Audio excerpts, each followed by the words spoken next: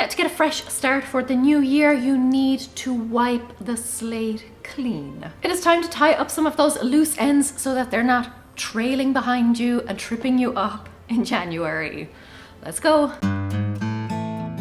Hey, how's it going? It's Laura, and let's tick some things off so that they don't linger on your list into the new year. First up is something that I'm actually going to be doing today, as it happens, right after I finish recording, and that is to do a top-up shop. So go around your home and look at not just the foods you need, you know, the ones that will last through the new year, but also toiletries, paper products, all of those types of things. I like to go around the house and just kind of get an idea of what I have on hand and whether or not it will last me into the new year. So I'm talking wipes, I'm talking batteries, see if we have enough batteries on hand, cleaning products. Yes, there are still some things I will have to go out and buy, you know, foods that are perishable, that are not going to last, but I like to do a bigger, kind of bulkier shop a week or two before Christmas even, so that I am fully stocked on the necessities. And then after that, I just have to do small little shops to get things like fruit,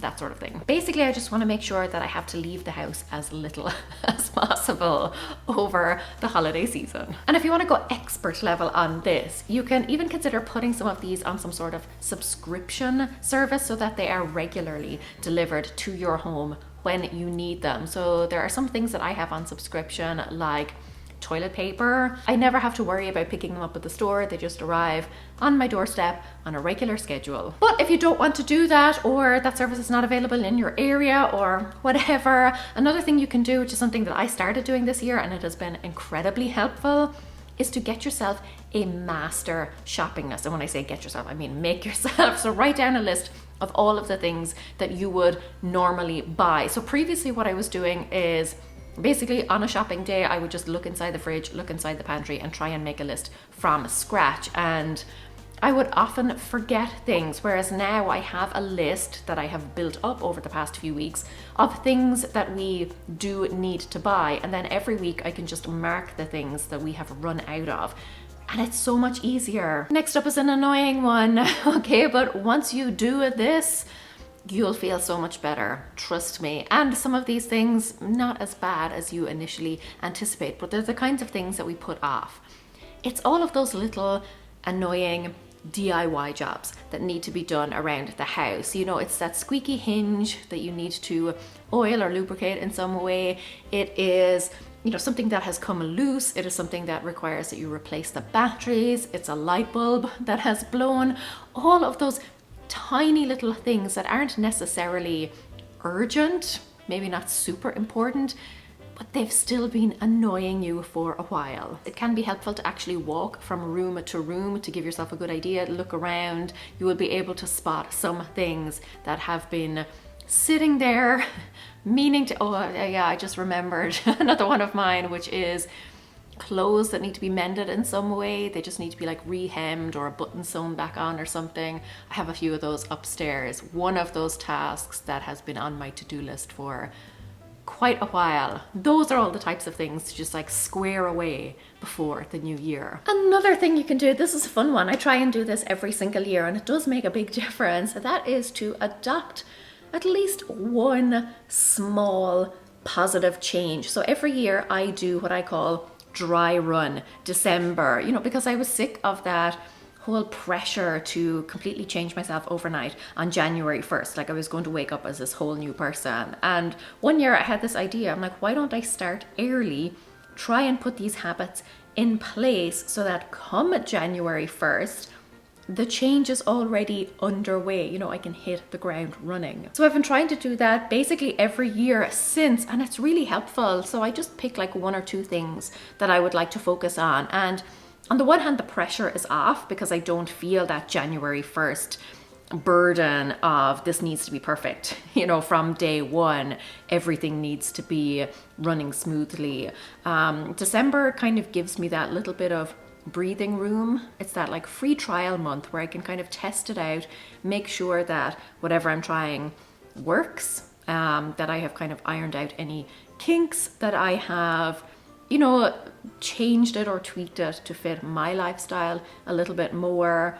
yeah, all of those types of things, so that when January 1st rolls around, I'm in a much better position. It's kind of like giving yourself a head start on something. And it doesn't at all have to be a big thing. It's simply kind of laying the groundwork, I guess, for something that you would like to do in the new year. Right now, you just kind of start it, put some foundations in place. Like I said, test it out, see what works and what doesn't work, so that come the new year, you have a much better idea of how it's going to work. You have a much better understanding of how it works, and you have a much better idea of what the pitfalls and the sacrifices will be. I love that idea of being this new person on January 1st, that you would just wake up on New Year's morning and everything would be magical and everything would be wonderful and you would be living out your dream life, and it would just be this fairy tale basically.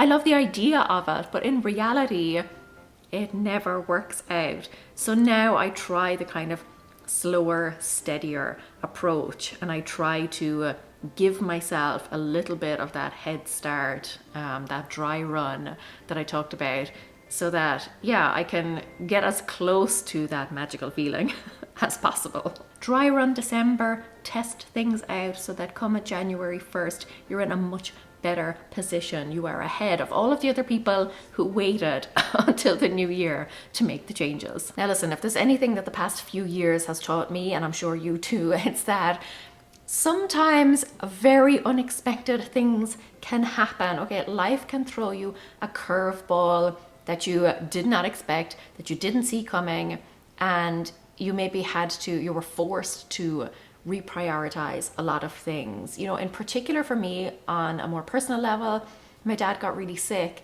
and all of a sudden you're faced with kind of like the mortality of someone you love, and then even your own mortality through that kind of whole process, and you realize how precious life is and how short it can be and how quickly things can change. Thankfully, all worked out well for my dad, but again, it's one of those kind of eye-opening experiences. So the next thing on this list, call someone you love. Just let them know that you are thinking of them, catch up with them. My whole family are in Ireland. Like, my best friend is in Ireland. I have some friends here, but it's difficult to talk to somebody, to kind of keep up with what's happening in their lives if you don't see them on a daily basis. And it's very easy. I find it so easy to let several months go by without realizing that I haven't spoken to a particular person. So I'm trying to get better at staying in contact with people. Particularly when you don't see them, it's easy to just get sucked up into the day-to-day stuff. And I feel like this year in particular has just flown by. So if there's someone in your life that you haven't spoken to in a while, or you just want to let them know that you're thinking of them, you love them, you want to see them again soon, all those types of things, you just want to let them know that you're there for them and you're thinking of them, this is the perfect time of year to do it. Listen, I don't want to be a downer on this, but nobody knows what the new year will bring. I'm sure lots of unexpected things will happen. Hopefully, all of them, or at least most of them, will be great, will be wonderful, but you just never know. So call that person or text that person or even email that person and just let them know that you're thinking of them and you're wondering how they're getting on, and you just want to do a little bit of a catch up. Next is a kind of follow on from that, certainly related in lots of ways, but that is to book all of your checkups.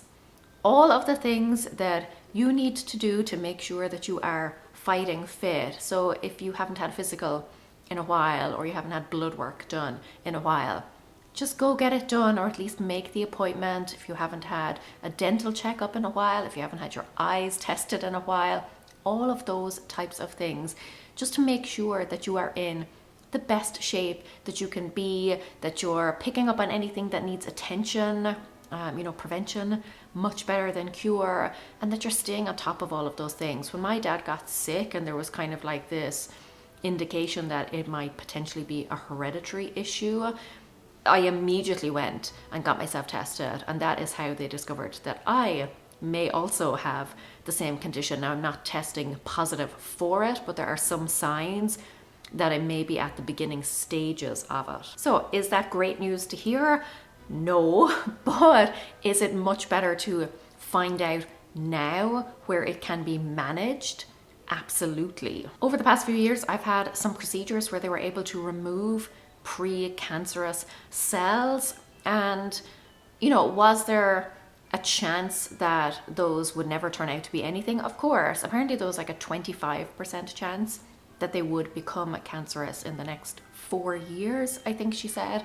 So is it better to have that dealt with now? 100%. Go into the new year knowing that you have done everything that you can and nothing is being overlooked. Do I have a big red mark on my face now? Anyway, next on our list is booking your service appointments. So obviously you are the top priority when it comes to taking care of things, but there are also things around your home and maybe your car, things like that need to be maintained on a regular basis. It is unfortunate, but it is true, because you don't want any of those to break down. You want to go into the new year knowing that all of those, like yourself, are in the best possible condition. It's harder these days because so many things are basically built to be disposable. It's not like decades ago where things were meant to last. Like you bought one thing and that was pretty much you good for a lifetime. So there is, things are basically built to become obsolete now so that you'll go out and buy a new one. But if we are careful, if we are diligent, we can maintain things and keep them in as good a condition as possible so that they will last as long as possible and that we won't have to run out every few months or every few years, depending on what the appliance is, and buy a new one. Take care of your stuff and it will last a lot longer. Next on our list then, this one is crucial. Okay, this is vitally important. Change the batteries in all of your alarms. We do this on a regular basis, but recently I didn't even know this was possible. It just never entered my head. I've never come across this before, but 2 of our smoke alarms, like literally within 24 hours, died. Not just like the battery died, but the actual smoke alarm itself died. That like beeping sound it makes when your batteries are running low? Yeah, this was emitting this like weird other beep.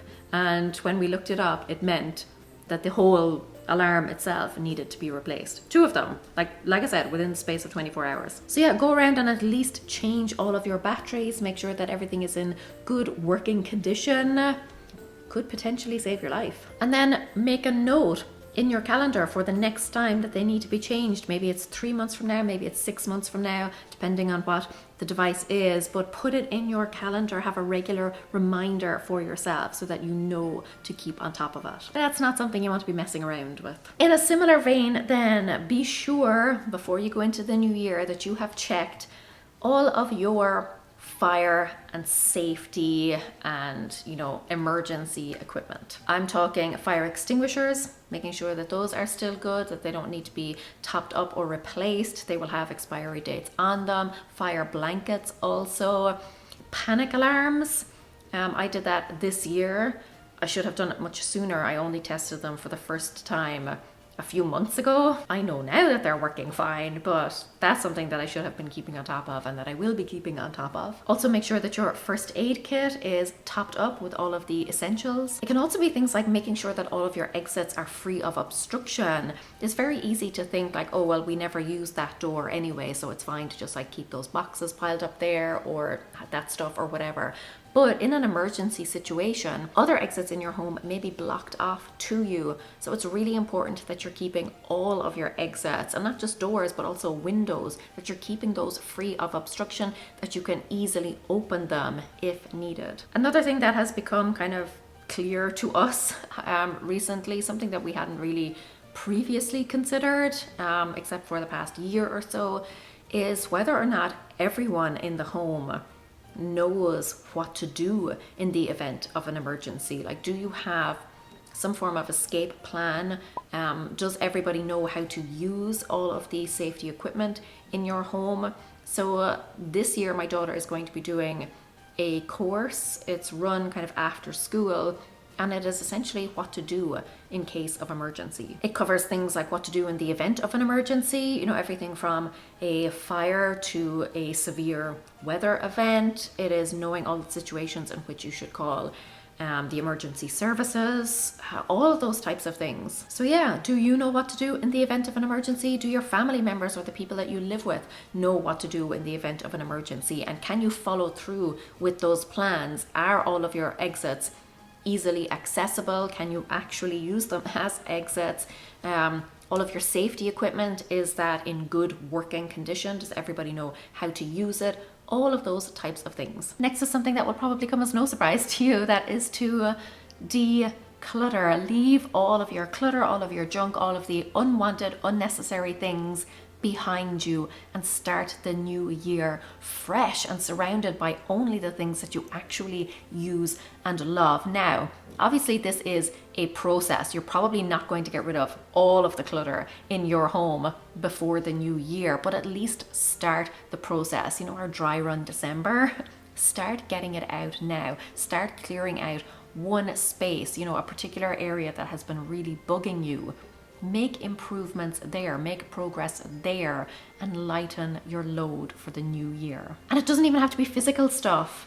You know, I know that's kind of what we think about when we think of decluttering, but also decluttering your schedule, decluttering digital stuff, like maybe your email inbox is overflowing. Maybe you want to unfollow certain accounts on social media that just don't make you feel good. Like that's not the energy that you want to bring into the new year with you. But also even just like your habits and routines. What are the things that you do that you know could be improved? You know, what are some habits that you want to leave in the past and you want to start fresh with some new ones? There are so many different ways that you can declutter. In fact, there are 9 different types of minimalism that I have identified, and it's probably why, you know, even when you clear out a room or whatever, you still don't feel completely at peace, you still don't feel content. It's probably because you haven't focused on any of the other areas, or there is 1 or 2 of them that are still hanging around cluttering up your life. If you haven't seen that video, I'm going to link it for you. But if you're thinking like,